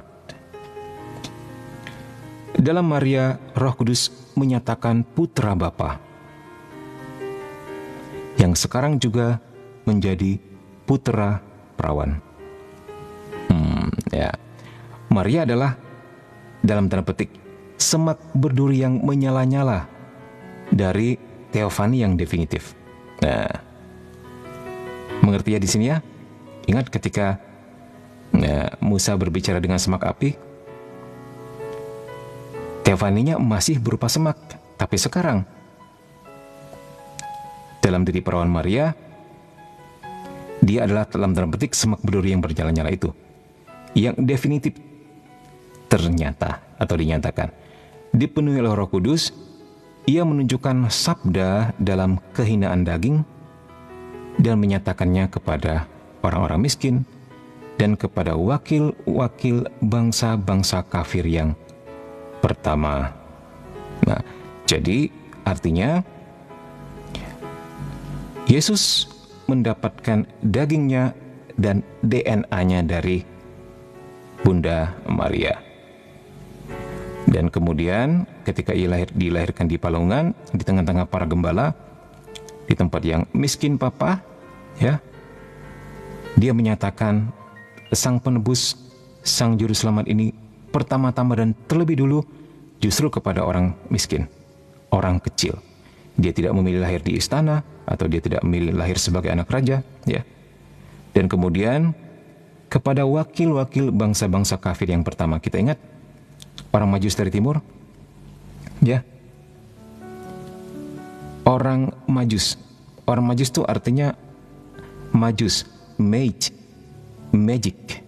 Ini sebenarnya adalah orang-orang yang ini ahli-ahli ramal, perbintangan, orang-orang di luar Israel dan bukan orang Yahudi, dikatakan dari timur. Mereka bahkan datang membawa emas, kemenyan, dan mur. Mereka ternyata juga diciprati Tuhan, ya, diberkati Tuhan untuk dapat melihat, dapat mendengar tentang nubuatan tersebut, sehingga mereka pun pada akhirnya diberkati.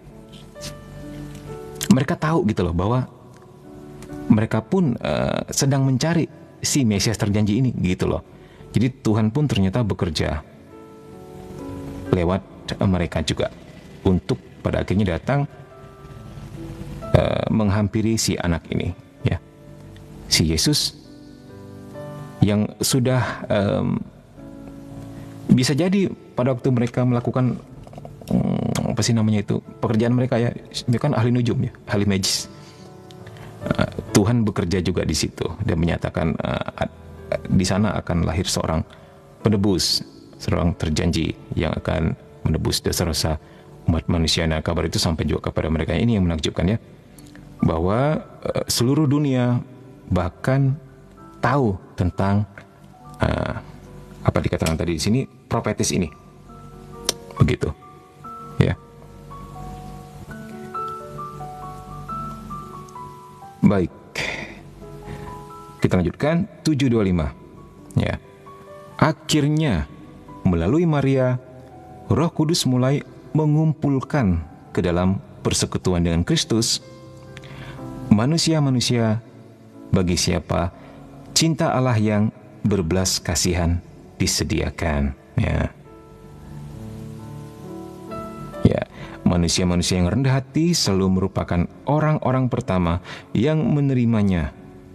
Maksudnya menerima putranya, ya, yaitu para gembala, para majus, Simeon dan Ana, para pengantin di Kana. Jadi ingat peristiwa ini ketika belum waktu sebenarnya untuk Yesus bikin nubuat, tetapi ketika ibunya minta, terjadilah mukjizat itu.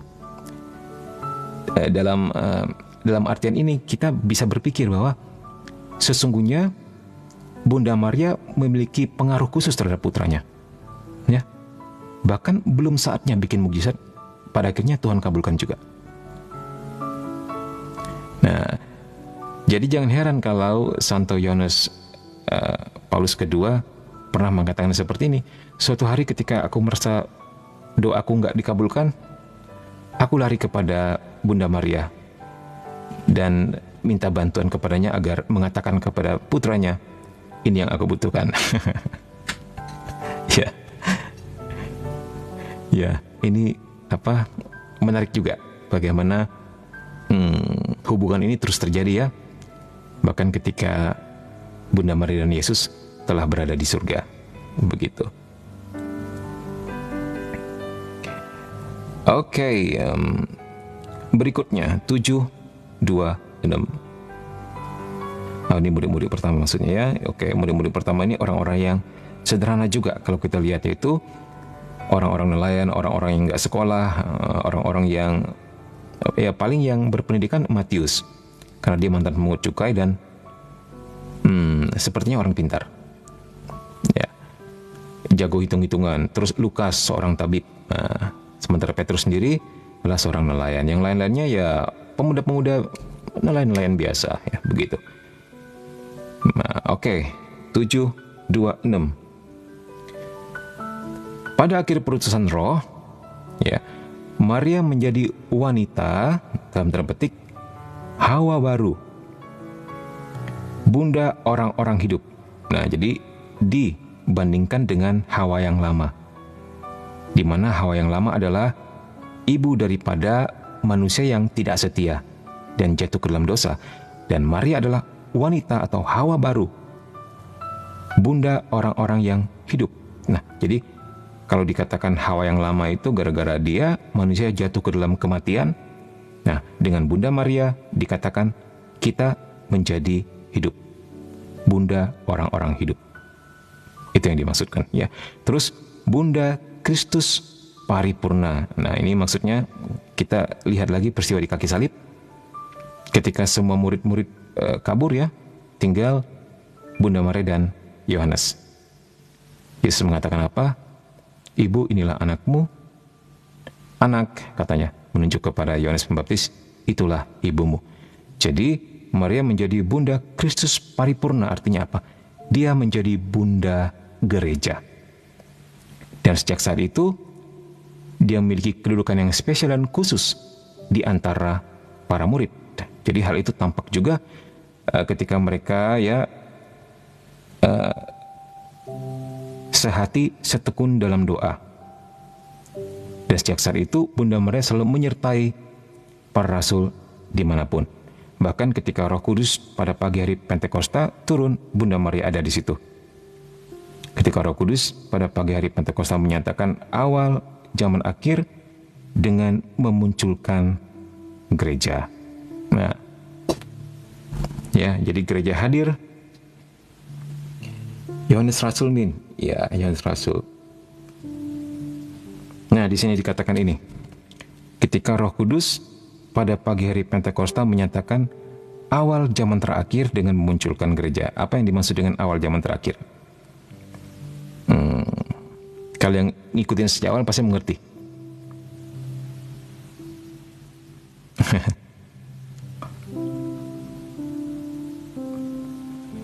Zaman terakhir itu maksudnya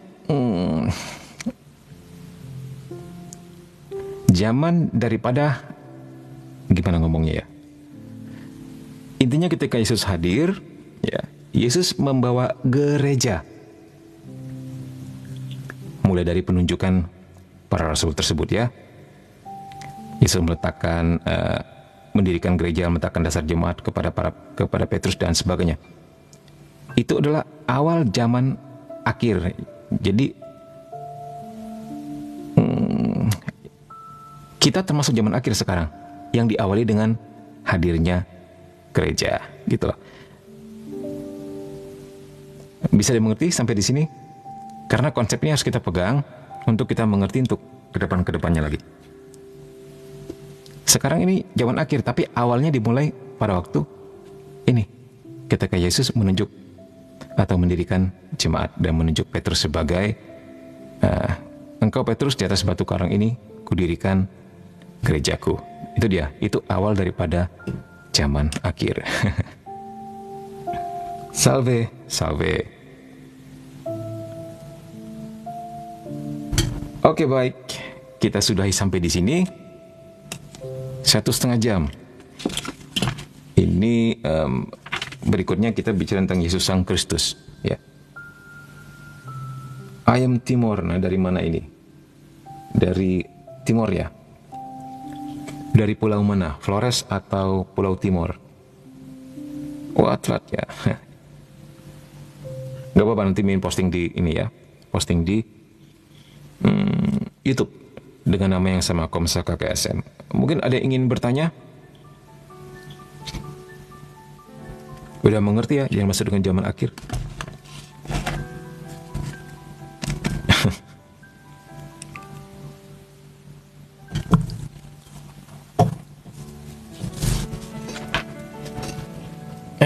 Semuanya sudah jelas sepertinya, ya. Ini pada betah nih 12.000 di sini.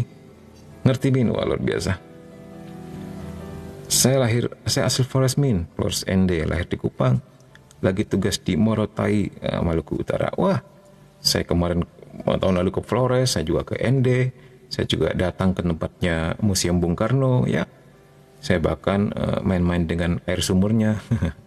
Saya ke pantai Pantai Raja, ya. Foto-foto di situ malamnya. Terus makan sai babi. Dibantu di ND, ya. Terus berkunjung ke Biara SVD, di situ ketemu salah satu frater yang sekarang sudah tugas di Mozambik, ya. Frater siapa namanya, ya? Almin lupa. Keren-keren. Apakah Mimin pastor kah? Bukan. Mimin manusia biasa saja, bukan siapa-siapa juga. Mungkin berakhirnya kemunculan Nabi dan berdirinya gereja sebagai warisan. Yes, benar sekali. Benar sekali. Ya. Berakhirnya kemunculan Nabi, betul sekali, dan berdirinya gereja sebagai awalan. Baik Min, siap. Wow. Ada lagi yang ingin ditanyain sebelum kita tutup dengan doa penutup? Ini Mimin mungkin akan bahas di poin ini, akan Mimin jadikan WT atau video TikTok satu persatu. Ini keren banget nih. Suka sekali Mimin dengan bahasa-bahasanya nih. Tentang Bunda Maria dalam hubungannya dengan Roh Kudus ya. Itu luar biasa. Itulah sebabnya Mimin mau berhenti sampai di sini saja, belum mau lanjut dulu. Ini masih memukau Mimin ini. Tentang betapa spesialnya Bunda Maria.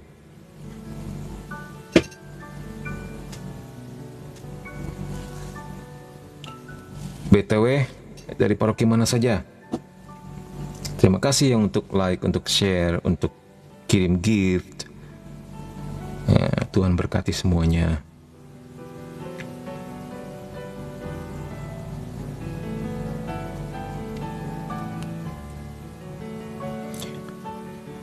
Oke, mau tanya apa aja boleh kok. Di akhir-akhir enggak mesti sesuai dengan tema. Ya, sebisa mungkin yang mudah.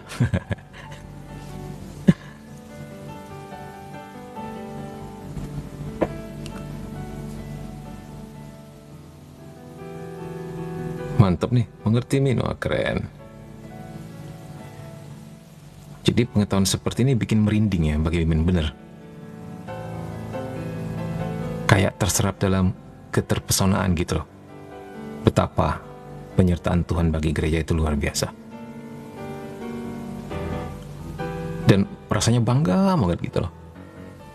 Bener. Bagaimana dengan kalian? Begitu mendalami hal-hal seperti ini. Ada rasa bangga nggak gitu? Harus sampai ke situ pembelajaran kita. Ini bukan sekedar pengetahuan, tetapi juga kita sedang membangun iman di sini ya. Ini merupakan sebuah peneguhan-peneguhan bagi kita. Dan membuat kita tidak ragu lagi. Tiada ku ragu lagi untuk mengikutmu Yesus. Tiada ku ragu lagi untuk melayanimu.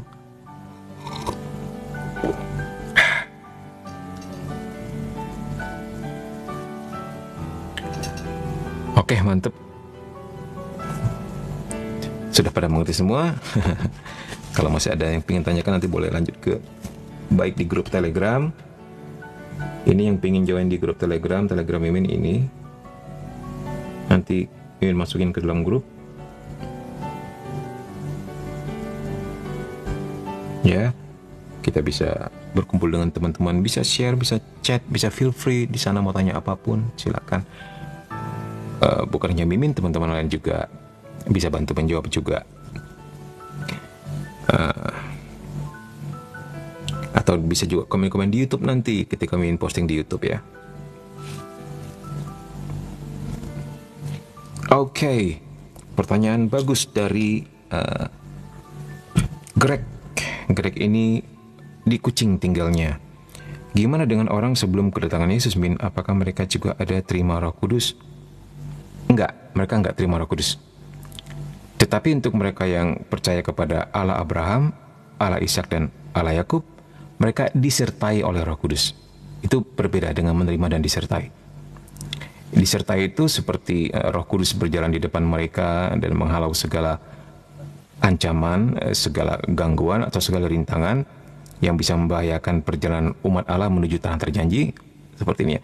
Kalau menerima Roh Kudus, satu-satunya hanya dibaptis lewat pembaptisan, dan hanya bisa diterima setelah Yesus turun ke dunia, setelah Yesus naik ke surga dan mengutus Roh Kudus dalam peristiwa Pentakosta.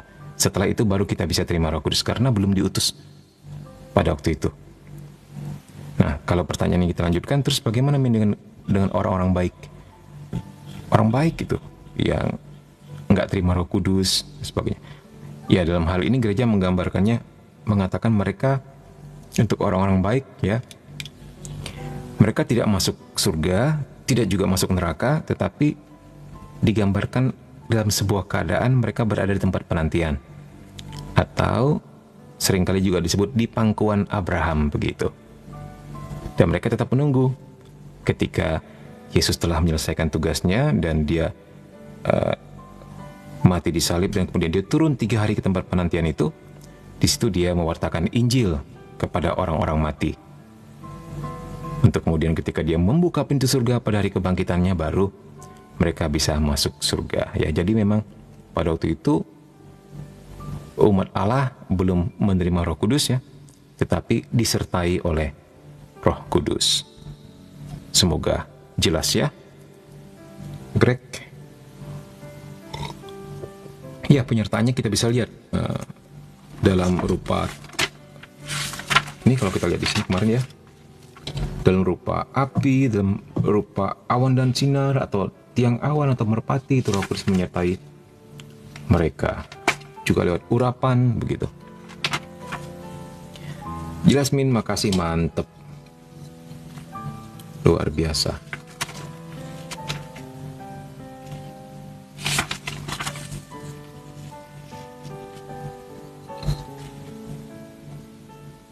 Maksudnya bagaimana nih, Angelis Pandunata?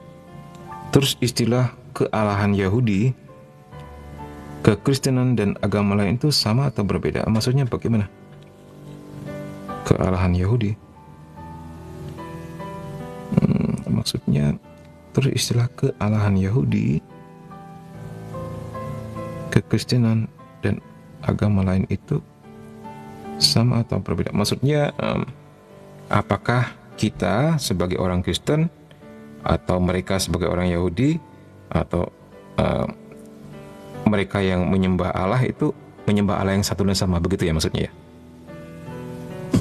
Ya, Angelus. Oh begitu. Ya, dimaksudkan satu dan sama karena hanya ada satu Allah. Ya, itu yang dimaksudkan. Ya, tetapi apakah jalannya betul atau tidak itu sudah hal yang lain lagi ya. Tapi memang dimaksudkan Allah yang satu dan sama. Apalagi yang dikenal dengan namanya apa, agama apa namanya yang masih satu itu, Mimin lupa istilahnya. Yang agama apa ya, ada istilahnya itu, yang menyembah Allah Abraham, Allah Ishak dan Allah Yakub, seperti Kristen, Yahudi. Nah, cuman bagi yang Muslim, dia Allah Abraham, Allah Ismail, dan Allah apa gitu loh.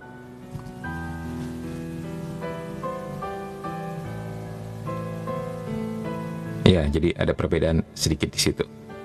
Nah, tentang yang konsep agama lain, sejauh Min fahami seperti Buddha, itu lebih alam semesta, lebih ke alam semesta. Tuhan bukan sesuatu yang personal, tetapi lebih seperti Sang Maha, begitu loh.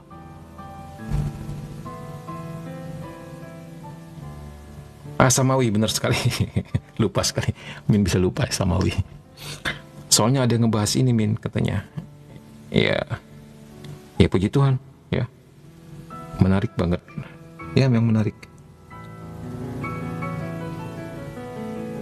Ya.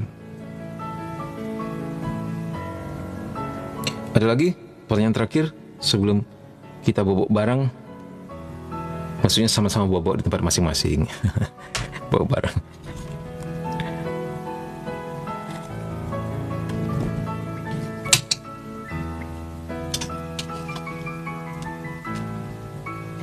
Ya, tentang agama samawi dimaksudkan sama karena sumbernya sama ya.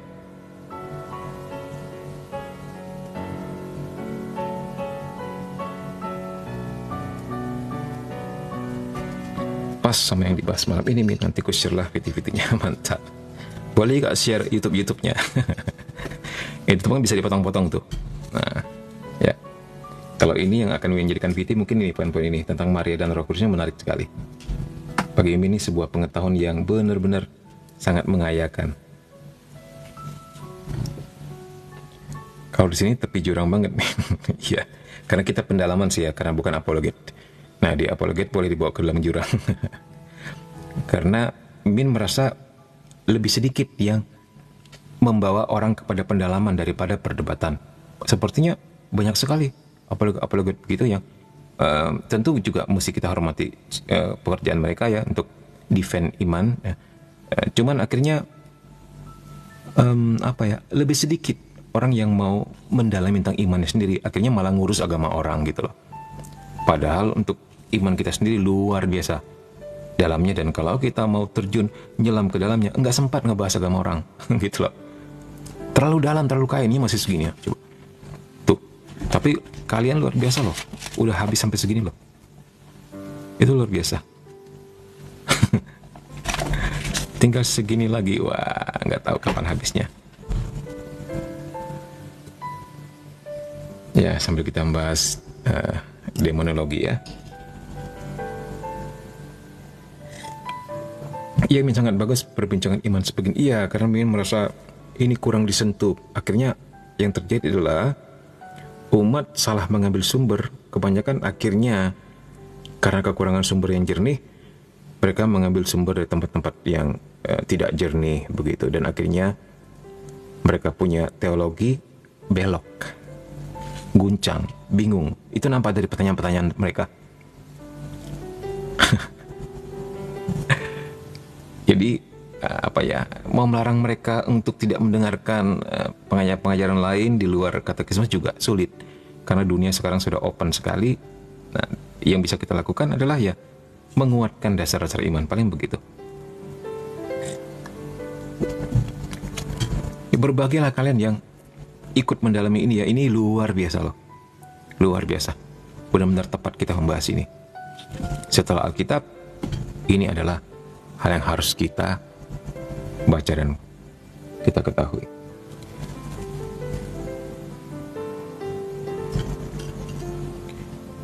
Kedepannya mungkin hari-hari selain malam Jumat dan Minggu malam itu kan pengajaran. Min pingin juga ada hari-hari di mana Mimin main musik, main piano aja, tapi untuk lagu-lagu di ibadah bakti atau puji syukur, atau mungkin lagu-lagu worship. Tapi kalau seperti itu mungkin Mimin nggak perlu umumkan kali ya. Kan itu kan cuman itu aja, cuman main musik ya, sekaligus siapa tahu dapat gift cari dana untuk anak-anak panti kan.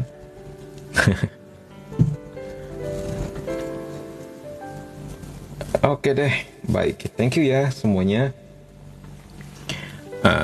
God bless you. Semoga sangat membantu kita, membuat kita lebih mengenal lagi apa yang menjadi dasar iman kita. Dengan demikian kita semakin mencintai Tuhan. Kita mau tutup dengan doa. Boleh Min kalau mainin lagu dari Mada Bakti? Iya, nanti Min mainkan secara piano mungkin. Puji syukur juga enak ya. Oke, baik, kita tutup dengan doa. Dalam nama Bapa dan Putra dan Roh Kudus. Amin. Bapa Surgawi, terima kasih untuk anak-anakmu yang kau undang untuk hadir pada live pada malam hari ini. Berkat-berkat-Mu pada saat ini telah beserta mereka. Terima kasih Engkau melancarkan segala-galanya pada malam hari ini. Dan pada saat ini kami berdoa untuk anak-anak-Mu yang hadir di sini Tuhan. Kau berkati kesehatan mereka. Kau berkati ekonomi mereka, Kau berkati pekerjaan mereka, Kau berkati keluarga mereka. Jika mereka senantiasa diberkati dengan kecukupan, dihindarkan dari segala sakit penyakit dan kemalakan, bahkan kematian mendadak. Biar kuasa-Mu Tuhan senantiasa menyertai kami, dan doa-doa Bunda Maria senantiasa menjadi andalan kami, dan perlindungan dari kuasa kegelapan kami percayakan kepada malaikat Mikael. Dan pada saat ini kami mau mengatakan kemuliaan kepada Bapa dan Putra dan Roh Kudus, seperti pada permulaan, sekarang, selalu, dan sepanjang segala abad. Amin. Allah Roh Kudus, terima kasih untuk penyertaan dan pengenalan pada malam hari ini. Amin. Dalam nama Bapa dan Putra dan Roh Kudus. Amin. Oke, all see you hari apa? Malam Jumat. Oke, hari ini karena kemarin Mimin berhalangan jadi pindah hari Senin ya. Semoga nanti malam Jumat depan nggak berhalangan, tetap hari Kamis. Sepertinya sih nggak berhalangan, nggak ada kegiatan malam Jumat itu. Oke, God bless you. Oke, salam untuk teman-teman di Malaysia. God bless you.